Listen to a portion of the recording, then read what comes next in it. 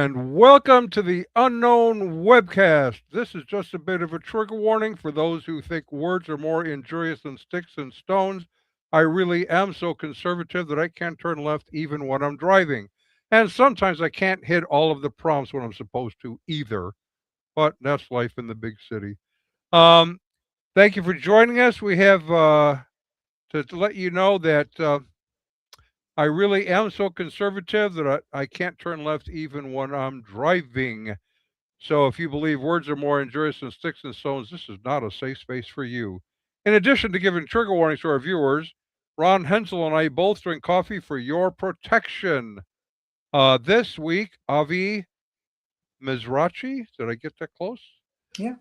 And Devora join us to talk about their book, Legacy of Hope.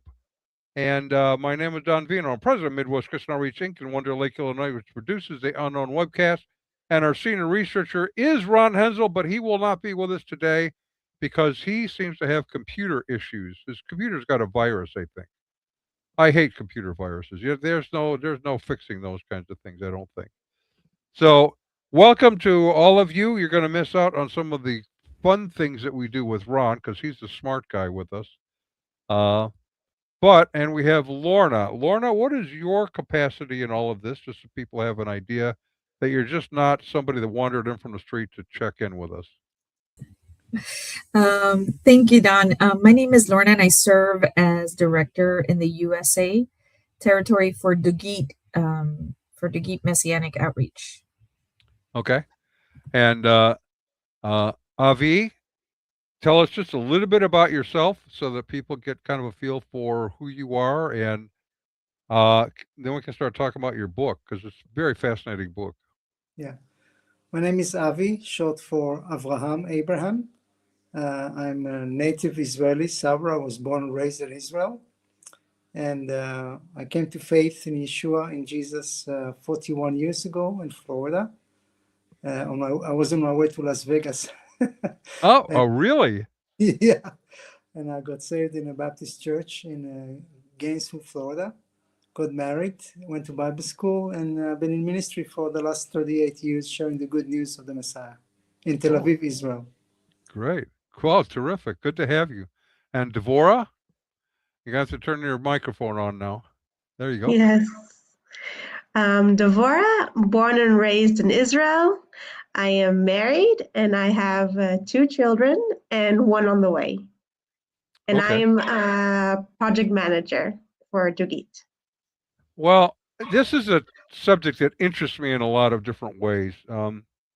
I I have an affinity for the Jewish people. Number one, for a while, I worked with the Messianic ministry in my area, which is pretty fascinating. And I worked for a Jewish general contractor, and I had such fun with him because here I was a Christian, and almost all his clients were Jewish. So conversations would come up all of the time, and it's almost like he would wait and save a question for some time during the week that he could ask me, so we could kind of debate this stuff in the office. And I found out a couple of years later, his secretary would listen in on the conversations, and she was kind of mean to me, but I didn't really care. I just figured she was having issues. And so she ended up getting married and leaving. And then about 2 years later, she came back and called me and said, "We have to talk." I said, "Okay." And so I met her and we started talking, and she was just positively glowing. She had become a Christian. And she said that she tried intentionally to make me act badly. And she said, I never could do it. It bothered me. And every time you and Bill would talk about something, after you left, he would come over to my desk and say, "What if he's right?" And that kept bothering me. So when she moved to Florida, was married, had a child, started going to church, became a believer. And when she came back, she said, "That is what led me to Christ was your conversations, and you just never got flapped." So it's been kind of an adventure for me. I was ordained in the Garden of Gethsemane in 1997. So it's been an interesting life for me as a believer and as a now a missionary to cults and non-Christian religions. So um, also, before we get into this, I just want to point out that certain areas seem to be prone to wanting to help the Jewish people during the Second World War. Uh, they started seeing them as actual humans, which made a big difference. La Chambon in France, for example, aided 3,000 to 3,500 Jews who were fleeing the Vichy authorities and Germans, and that's a really fascinating story as well. And Oskar Schindler is credited with having saved the lives of 1,200 during the Holocaust. So you all have a story to tell, which you're telling in your book, about Rabbi Daniel in Sofia, Bulgaria, Jewish rabbi, correct? Yeah. And Metropolitan Stefan. I had to look up what metropolitan meant. Was that like where he lived? No, it's actually a title in the Orthodox Church. Like a bishop. Pardon? Like a bishop. Like a bishop, exactly. Yeah. So that was kind of new to me because I don't know as much about the Orthodox Church. So, what got you interested in looking at this Okay. question of your heritage? I'll start. When I have 4 daughters, they're all married and all have kids and they serve the Lord. Okay. Many years ago, when my daughter Dvora and the others, when they were in school, we have a program in school here in Israel called Shorashim, which means roots. And they started asking me questions about my parents because my parents immigrated in 1948 to Israel after Israel declared independence. Well, the issue is this: my parents survived the Holocaust in Bulgaria, never talked about it, so I never asked them. So when my kids ask me questions, I was like, I don't know. Let's go to grandpa and grandma. So I Ah, took them to my parents, and when they start asking them questions, my parents opened up and start telling stories, and I'm like, I never heard that. I never knew that. And it's like you opened a box full of treasure, and it's like every time you see another story, another treasure, it's like you're curious to know more and more. And how this is how things develop, because I realized a miracle happened that my parents are alive, because 50,000 Jews in Bulgaria were supposed to go to the gas chambers and be killed and murdered, but they didn't. And a big miracle happened here. How come? wow. Wow. 50,000. That's amazing. I haven't gotten that far in the book, so I didn't know the numbers that were involved with this. Yeah. And so then Devorah started on a little mission of research to find out more information. Yeah, I asked her help. So, part of this searching for answers, my father came to me when I was finishing my master's degree and said, come with us to Bulgaria to go research our family roots. This is in 2015, more than 10 years ago. And we went. I was so excited to see the synagogue that my grandfather and great grandfather went, to see their names in the books of the synagogue, to actually go visit the home that my grandfather talked about that they were kicked out of because they were Jewish during the war, and even go to the Jewish cemetery and see where my great grandfather was buried.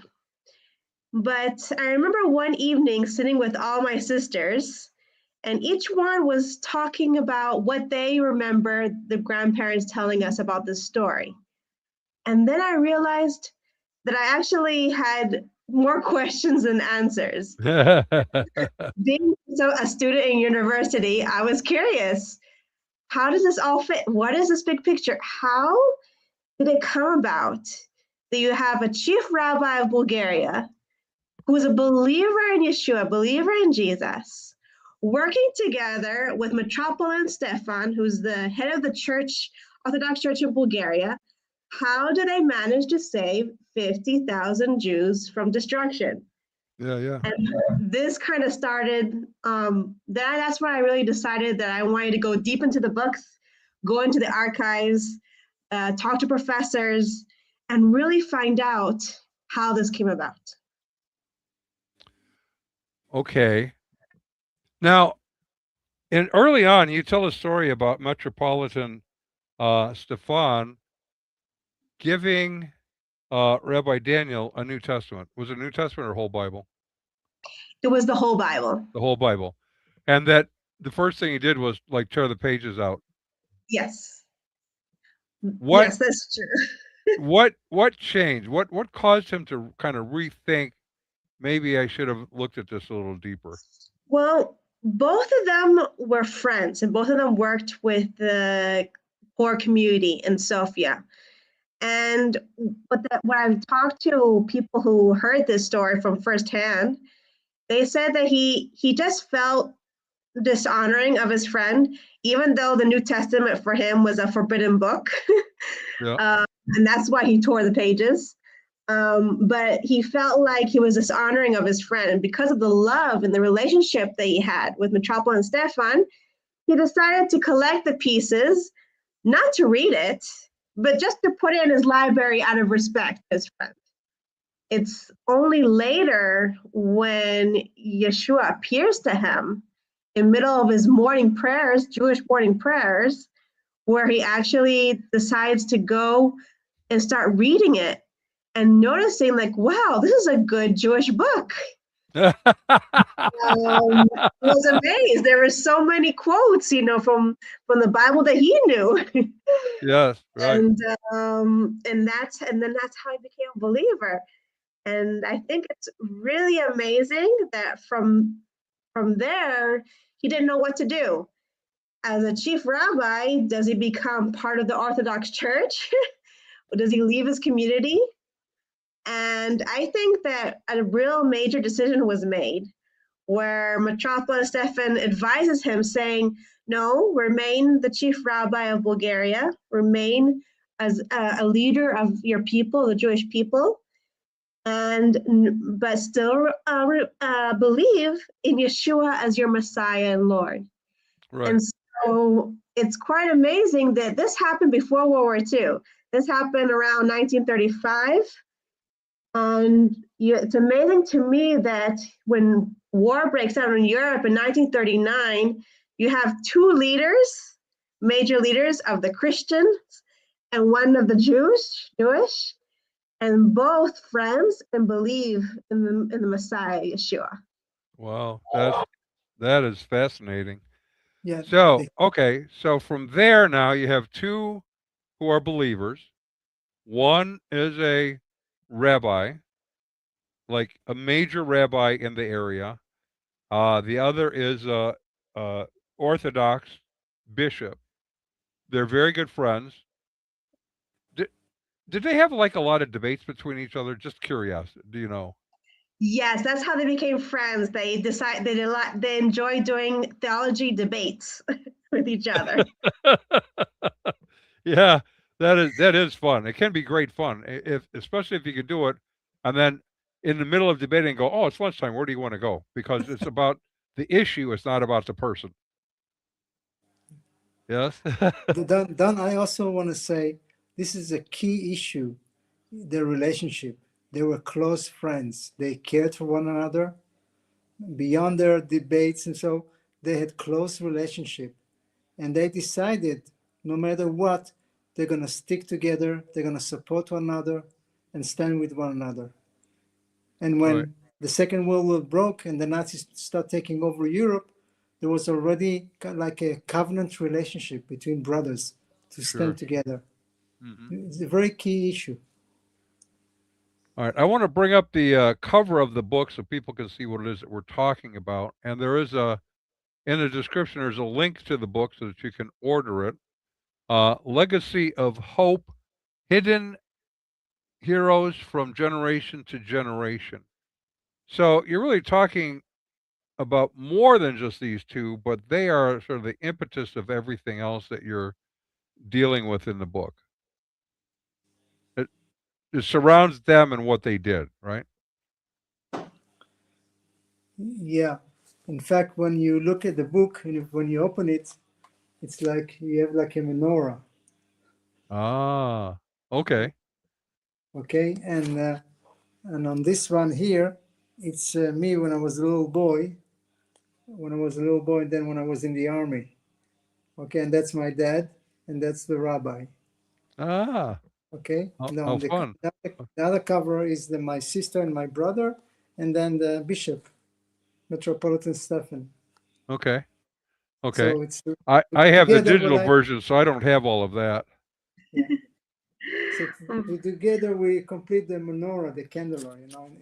So it's for us, it shows how God can use two men, not only to save the 50,000 Jews of their generation, but to save the generations to come. But because I'm a third generation from the Holocaust, my kids are four generations, and we're living here today because of what God did through these two men.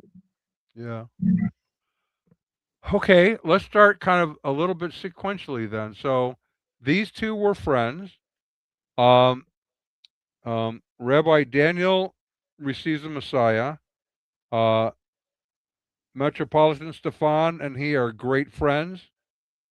Enjoy one another's company, care for one another, engage in theological debates, which I think can be fun. I know uh, a lot of people don't enjoy that because I think they're missing something. Frankly, those kind of things can sharpen your mind, uh, and they don't have to be personal. That's so important. So then the Second World War comes along, and the Jewish community is in serious jeopardy. What happens in the lives of these two men, and how did others get involved in order to save 50,000 Jewish people from having to go to death? Dvor, you answer that. So you can see that in the beginning, Bulgaria is neutral, but very fast it becomes an ally already in the beginning of the war to Nazi Germany.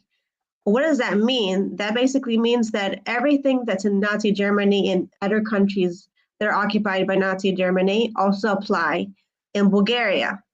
So the Yellow Star, children are not allowed to have education. My grandfather remembers being kicked out of school because Jewish children were not entitled for education.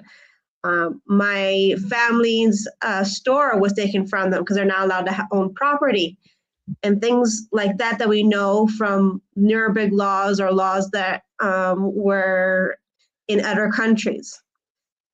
But what happens is that the church, though, is very much involved in opposing everything that has to do with Nazi Germany and anti-Semitism. Right from the start, when they bring out these laws, they publicly announce that they're going to support their Jews and they're going to do whatever they can in order to protect the Jews of their nation.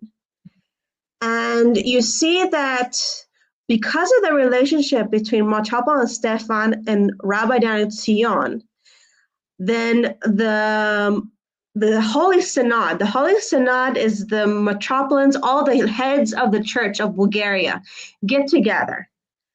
And Metropolitan Stefan it tells them that we have to support our Jewish community. It will be a stain on the nation. We'll be poking God's eye if we do anything for against Israel, against the Jewish people. He also goes as far and say, how can we close our doors in our church to the time of need of the Jewish people when they need us the most? It's actually now that we have to open our doors and do whatever we can to help them, because who knows that through this they will know their Messiah, quoting Romans 11. And they go on and on, going and sending petitions to the government and to ministers, saying that the Orthodox Church and the Church of Bulgaria, the Christians, will stand with the Jewish people to whatever end. And it's amazing to see the Christians, how they're so much involved from the beginning. And things get even worse because almost everything that happened in the other countries happened also in Bulgaria. But the key is they never gave up. Wow. And with that, you have Rabbi Daniel Sion, who looks at the situation of his people, and he understands that it's getting worse and worse. So he decides to go to the king of Bulgaria, who's allied with Nazi Germany. He goes to the king unsummoned, risking his own life in order to plea for the life of his people. Kind of rings a tone from another story that we know. But the story goes that he goes and he bangs on the door demanding to see the king. Wow. And he gives him a warning saying, King Boris, one day when you die, you won't have to give judgment to me or my people, but you're going to have to give judgment to the Almighty God, the God of Israel. And what are you going to say if you have Jewish blood on your hands? Wow. Wow. And his response was what? Silence in the beginning. But we were able, through researching this book, we were able to interview the son of King Boris, King Simeon II. We actually have a photo, a family photo with the king in the book. And I asked him about this conversation and also the letter that Rabbi Sion sent to his father. And he told us that he knows for a fact that he took that warning, and he felt that when Rabbi Sion gave him that warning, that it did something to him that he could not explain. And because also the church stood up so much, he decided to cancel or delay the deportations to the gas chambers. Oh my. Okay. So delay, which then ended up being a delay through the end of the war, basically. Well, there were 3 attempts during the World War II in Bulgaria. 3 times the Nazis demanded the Jews of Bulgaria, and 3 times this attempt was canceled. Wow, that's an amazing story. So 50,000 were rescued from that through the efforts of a Jewish rabbi, who's a Messianic Jewish rabbi, and Greek Orthodox bishop. And now the king is sort of in cahoots with them. Boy, you could make a movie out of that. Yes, yes. And the truth is, Don, is that in the beginning, King Boris was an ally to Hitler. Okay, and he was like supporting Hitler, and we believe because of the prayers of the saints and because of Rabbi Daniel Sion and the bishop, the Metropolitan Stephen, meeting with the king, putting pressure on him. We believe, that's what I personally believe, the fear of God fell upon him, on the king, and he changed his heart. And from that point on, he decided not to cooperate with the Nazis. And Hitler was very angry at him because 3 times Hitler, the Nazis, sent the trains to collect the Jews, and 3 times those trains went back to Hitler empty. Wow.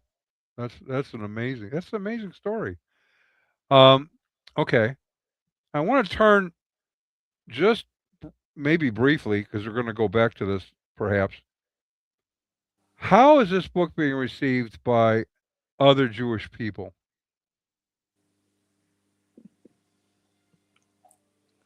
Dwell, you want to tell when we did the opening of the book? Well, I could tell you one thing. I'll tell you a few things. First of all, the family, the Sion family, I was able to meet the grandchildren, the great-grandchildren, the cousins of this family of Rabbi Daniel Sion. And they all support the book, which is amazing. Wow. And I was able to go first and give a lecture to the whole family who are unbelievers about this story. And some of them came to us in tears saying they knew the story, but they felt like a shame because he was a believer in Yeshua. And to hear the story and hear the research and the data, they said, now I could be so proud of my grandfather. But not only that, I can tell you that, especially after 2 years of war and rise of anti-Semitism in the world, I've had so many Israelis, non-believers, read the book and tell me this is the only thing that gave them hope during this time of the 2 years of war. I had one lady come up to me and said, you understand, I've read the book 4 times during the war because this is the only thing that can give me hope right now. So many, I've had so many encounters of Israelis who are having a hard time to pick up a New Testament or even the Bible, but they'll pick up this book. And through the testimony of this book, they're able to hear the gospel. Yeah. Boy, that's powerful. So how is the word getting out in Israel about the book? Just through normal promotions or person to person suggesting it? I'm fascinated by this because as I pointed out, I've worked a lot with Jewish people and have managed to build some really interesting relationships where we could actually discuss ideas where they weren't threatened by what I believe. So it's a mutual respect. I think I don't know what I think. I think some who are trying to reach out to Jews go in kind of a difficult direction. uh, uh, one right away to try to say you need to believe Jesus is the Messiah, which is true, but why should they trust you, a Gentile, with that information?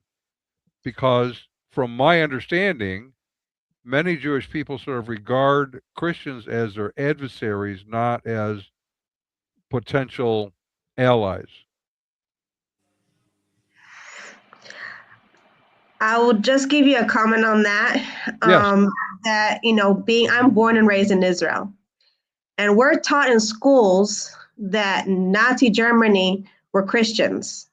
We're a Christian nation. So definitely what you're talking about exists. Yes. But this is what's so special about this book. Because here you have an example of how Christians stood by Jewish people. Not only did they stood by Jewish people, but they stood by a rabbi who believed in the Messiah, Yeshua. And it's part of our history, and it's a part of the saving of our people. So I can tell you, we have different ways of distributing the book, but the best way that I've seen that's been really good is actually by lectures. We've been invited to come and give lectures to non-believers in Israel, and 200 people, 100 people at a time, all unbelievers, and we just share them the story.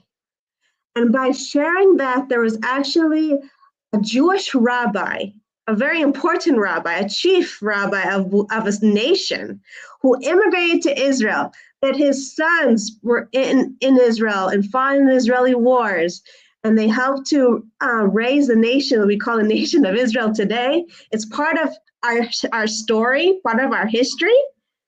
Already you have a different kind of attitude because, it's not a foreign story. It's something that they can relate to.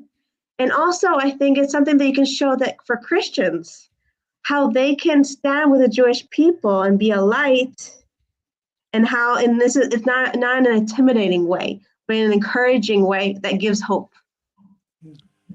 Yeah, so, I would go ahead. like to add on with your permission. You see, we are taught in school about the Crusaders. We are taught in school about Christendom and how the Christians treated the Jews for centuries. And when you come as a Christian and he tells the Jew, you need to convert to Christianity, I mean, this is the last thing he wants. He's learned what Christianity and Christendom has done to them, and the Crusades killed them and slaughtered the Jews in Europe. So why would you want us to convert to another religion. We are happy with our religion. We don't need your religion.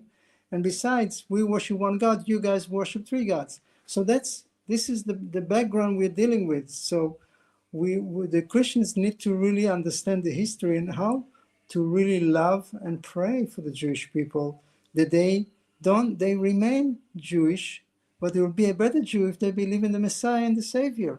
Right. And that's the point that we want to communicate to the Christians, as it is written in Romans 11, provoke the Jew to jealousy and bring them to a place as Jews to come to know their Messiah, their Savior.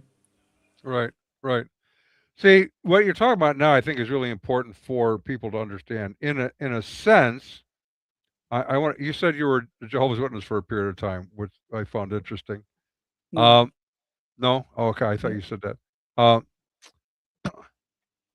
when very often when someone is a Jehovah's Witness or a Mormon, for example, and they leave that and they don't really go to anything, they become agnostic or atheist.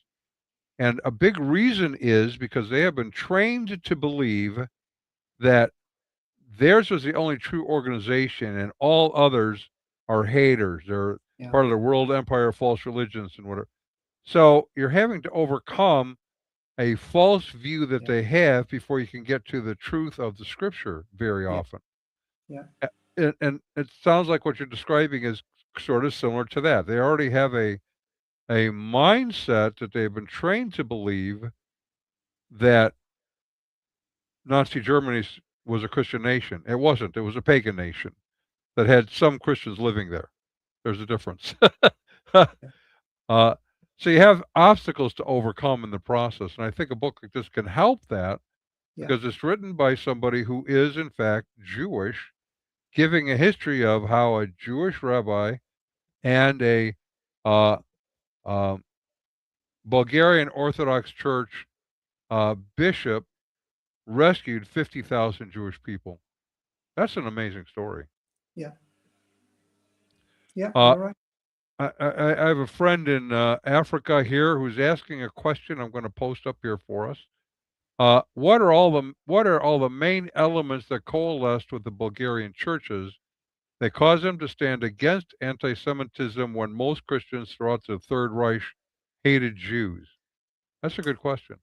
I believe it starts with the leader, Metropolitan Stephen, Bishop Stephen.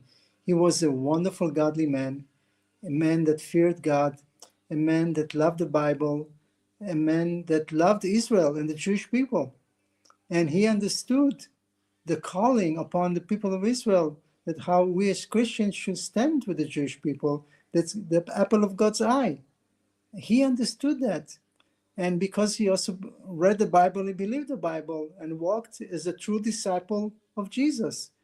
So he was a wonderful example as a leader to his own people and his own flock in the church. And not only that, he influenced the leaders of other areas, like other cities like Plovdiv, with another bishop, Kirill, who also did great things to stand with the Jewish people, was willing to lay down his life for the Jewish people. They understood their calling as Christian leaders to stand with the Jewish people no matter what, and love them and pray for them and stand with them. Right. Well, that's a great story. It's Um, I will add to that too on the historical. What happened was Metropolis and Stefan all the time when they had protocols, meaning they had leadership meetings. In every one of those meetings, he brought up the Jewish question, you could say, of that period, and saying how they have to do whatever they can to stop the anti-Semitism. So, and it's amazing because when you think about it, they're not really part of their flock. They're not part of the Orthodox Church, the Jewish people. They were in the synagogue. They're not part of who their congregation. But yet they brought it up in every leadership meeting throughout the entire war.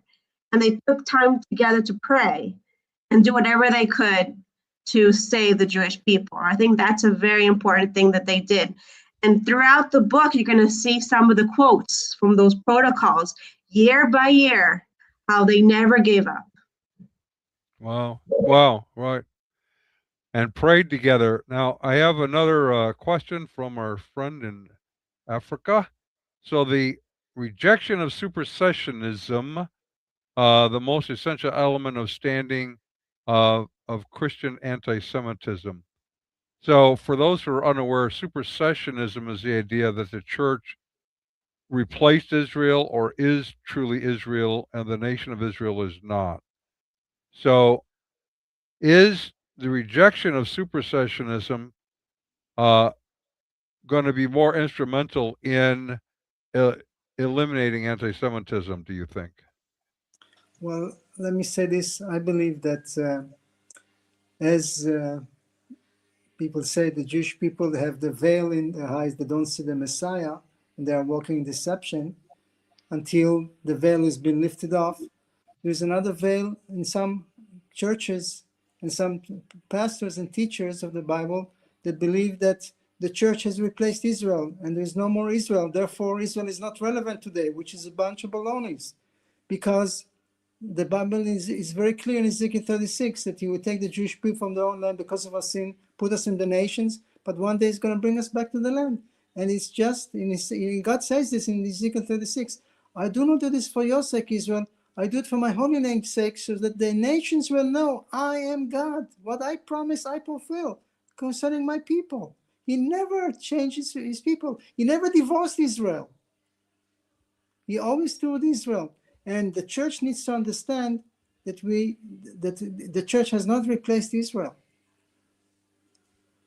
Okay. I will add to that. So we talked about the theology debates between Machapa and Stefan and Rabbi Dan Sion. And he also did it with some other leaders in the Orthodox Church.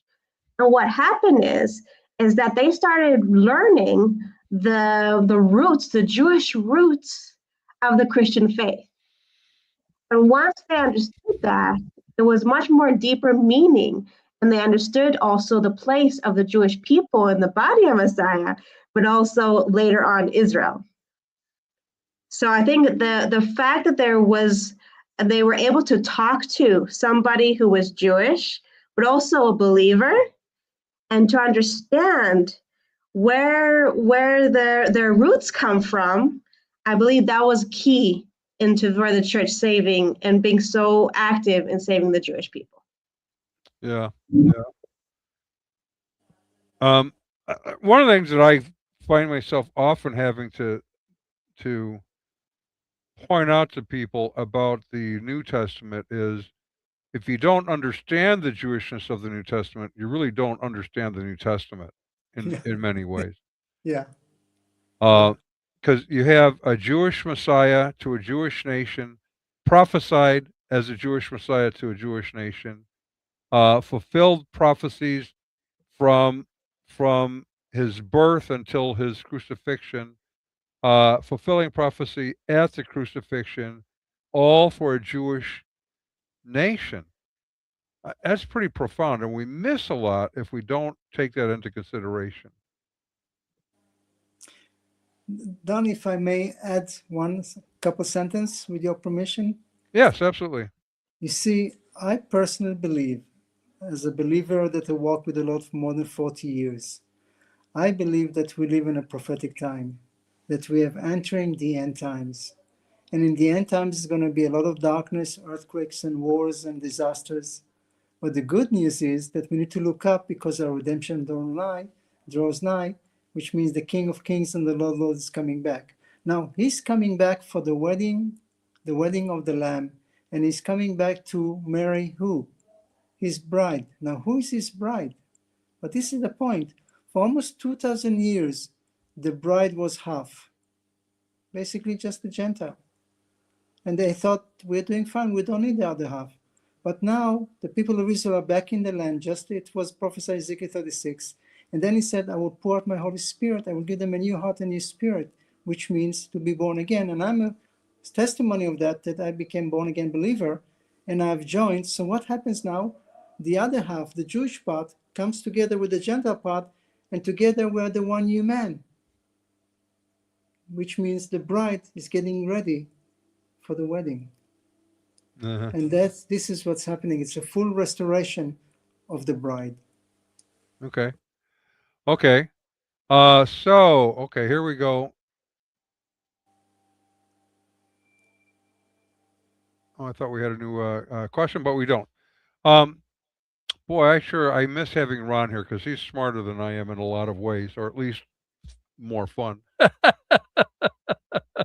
Don, you're doing great. You're doing great. So uh, Metropolitan Stefan is doing his thing, educating the churches. How many other churches ended up citing and assisting with this because of him? So in the Holy Synod, in the Orthodox Church, there were 8. What does that mean? 8 districts. So basically, Bulgaria was divided into 8 districts, and each district had a head of the church of that district. Okay? So what it actually means that all 8 unanimously fought for the Jewish people. Okay. So it was, for me, I can tell you, the Jewish person, when I was reading their protocols and seeing each and every signature of the 8, that means the entire church of the Orthodox Church in Bulgaria stood, because their heads decided that they were going to make a stand, and they were going to even risk their lives in order to save the Jewish people. And if I can, I would like to give one story from the book that every time I share it gives me tears. So it was in the first attempt. Remember, I said there were 3 attempts to try and to take the Jewish people and to the gas chambers. So the first attempt was March 9th, 1943. The trains were already in Bulgaria. Everything was set in motion. In one city called Plovdiv in Bulgaria, they gathered the Jews in the middle of the night and they closed them near a school by the train tracks, wanting to the next morning to put them on the trains and take them to Treblinka, and that was a death camp, or barely survived. And what happened is that because the head of that city, of that church, of the Orthodox Church in that city, called Kirill, he spoke to his church about supporting and loving the Jewish people. The neighbors of the Jewish community saw they were gathering the Jews and putting them by the train tracks. So they ran to Metropolitan Kirill in the middle of the night, knocked on his door. They say he was still in his nightgown, and they told him their pajama and saying, "They're taking our Jews now. We got to do something." And so Metropolitan Kirill runs in his pajama and his nightgown, runs to the school. He talks to the policeman. He understands that the Jewish people of his city are being locked in that area. And he asks, "What are these trains doing here?" And he says, "Yes, we have orders to deport the Jewish people outside of the country." And he screamed and he shouted to the police there, saying that he would lay on the tracks in order for the train not to move. He would put his own body in order so the train would not move. And after that, he jumped. He wasn't a young man. He was 60, 70 years old. He jumped over the fence. And I actually heard this from firsthand from the survivors from this event. He jumped over to wherever the Jewish people were being held. And he looked at them and he said, "Wherever you go, I will go. If you die, I die." And I'm tearing up now. Such a powerful moment that happened in 1943. And then what he did is he climbed over again, made a phone call to the king, and he told the king, he said, "If you're going to go get with this order and you're going to deport the Jews of my city, then I'm going to instruct every Christian in my city to take the Jewish people into their homes, into the church. And if you want to deport them, you have to deport the whole city. You have to deport us as well." Wow. And you know what? The King Boris, he delayed or canceled that deportation, and the trains went back empty. And not one Jew from that day was sent. That's a powerful story. Okay, So you're getting more interest in the book. More Jewish people in Israel are reading the book. Uh, is there much interest in the U.S. at this point? Well, we do definitely. We did on the social media. We have the book also in Hebrew, so we have many Israelis who ordered for the book because they want to read what happened, because it's not known, not taught in schools in Israel. And now we are trying to also make it known in the Christian circles in America, because we believe this book can be a wonderful tool to explain Christians how they can pray and they can stand with the Jewish people and love the Jewish people and understand the Jewish mindset and really do their job to provoke the Jew to jealousy, just it's Yeah. written in Romans 11. Yeah. So please do a good job. Be a provoker. Uh, how funny. I want to ask Lorna a question. So she's going to have to turn her mic on now. What is it that you do for the organization here in the U.S., and how can people contact you? Yeah, so we facilitate anything. Avi and Devorah are located in the land of Israel. So any administrative tasks or anything that we receive here in the US, we facilitate it to them in our Jacksonville office, Jacksonville, Florida. So it's more of the administrative work. We coordinate with them as well. But yeah, they if they are interested in contacting us as the organization, they can do so by emailing us at www.dugit.org is our website, and our email is dugit@dugit.org. And then if they would like information about the book specifically, they could go to the website on the book, which is legacyofhopebook.com for more information. Okay, good. Good. That's very helpful. So now we've already talked about kind of supersessionism, talked about anti-Semitism, which in Western culture is a growing problem. It isn't just the U.S., it is Western culture, which is largely through the university system trained younger folks to be anti-Semitic. What is a good starting point?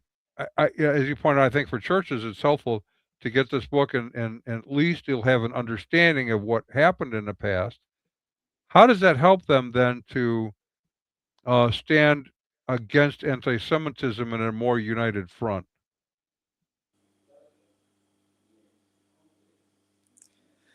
Anybody? Well, in Genesis 12, God tells Abraham, I will bless thee that bless thee, and curse thee that curse you. And this is a very simple, very profound point.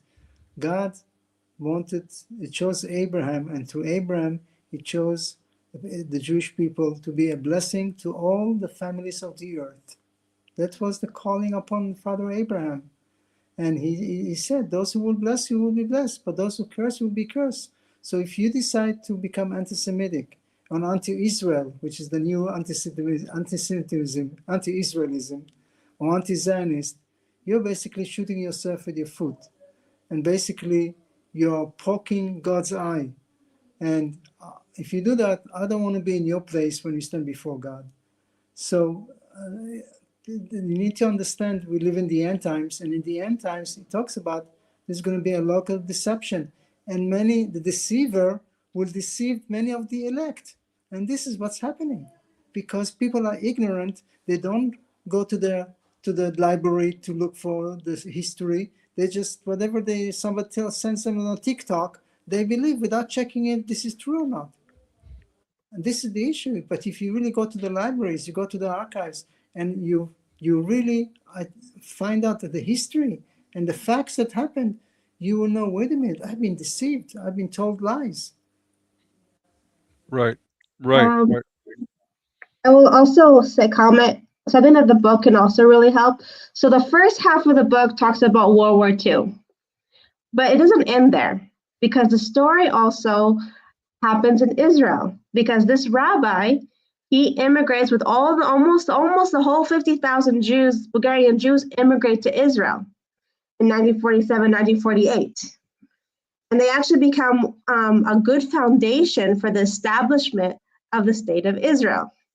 And we actually go through his story and also our family story through all the wars and all the history of Israel. So it's also a practical historical book that people can actually read and see what happened in Israel from 1948, pretty much almost to today, and how things developed. So first, it was also a historical book, so they can also be themselves be educated and understand a little bit of what happened here in the Middle East, what's going on. But I understand what you're saying, because I tell you the truth, I've had so many friends, non-believers, come to me and saying, what is happening in the world? You know, we're third generation from the Holocaust, and it seems like everything is happening all over again. Where I've even had friends some Christian friends even, have deleted them on Facebook or Instagram because they're Israeli, because they're Jewish. So there's a wound there, definitely. And so that's why I actually think that the Christians who love on the Jewish people and love on Israelis and on Israel is so much more powerful. So even if you're not able to lay on the train tracks and risk your life at this point in time, then if you're able to even send a letter to the local synagogue in your neighborhood saying, listen, we're Christians who love you and support you, or if you know of a Jewish market or a family or a neighbor, just that love now speaks more than you know, especially after these 2 years of war and anti-Semitism that has risen. And as you well know, of also Jewish people who have died in anti-Semitic attacks lately. So anything like that is going to speak more than you know. And I believe that's also something that will help them also to see that Christians are not their enemy, but that they're friends. Right. God willing, also see the Messiah through them. Yes. Yes. All right. We have two comments. One is again from Salvador. Uh, there are those who claim that anti-Zionism is not anti-Semitism. What tales? What telltale signs can we look for to separate simple criticism of Israeli policies to veiled anti-Semitism when we talk to people? How do we separate those two things? To me, anti-Zionism is anti-Semitism. It's exactly the same thing, because it's basically saying, okay, well, we love the Jews, but we don't accept Jews to go back home to Zion, back home to Israel. In other words, the promises of God to the people of Israel concerning the land doesn't exist, according to them. To me, it's very clear. God promised the promised land to Abraham, Isaac, and Jacob, and to the 12 tribe of Israel, to the people of Israel. So to me, anti-Zionism is basically anti-Semitism. It's the same thing, just a different word. Okay. So even though most of the uh, people of Jewish descent that are living there are not believers, the land was promised to Abraham, Isaac, Jacob, and their descendants. Exactly. Now, provoking them to jealousy, I think, I like the way you put that. That's important. It's very biblical. Paul talks about that. So it's an aspect that we seem to sort of miss, I think. Uh, so it's a good point, though. Anti-Zionism is anti-Semitism. You can't True. really divorce the two of them. Yeah. Okay, postmodernism has rewritten history by controlling the narrative by dissolving objective truth. We have to regain objective truth and then be able to understand our history. I would maybe rephrase it, she's right, to say this. we have shifted from objective truth in the last, especially 30 years, to what we'll call narrative truth. I have a story to tell, and my story is important than what is actually true. Does that impact the growth of anti-Semitism, do you think?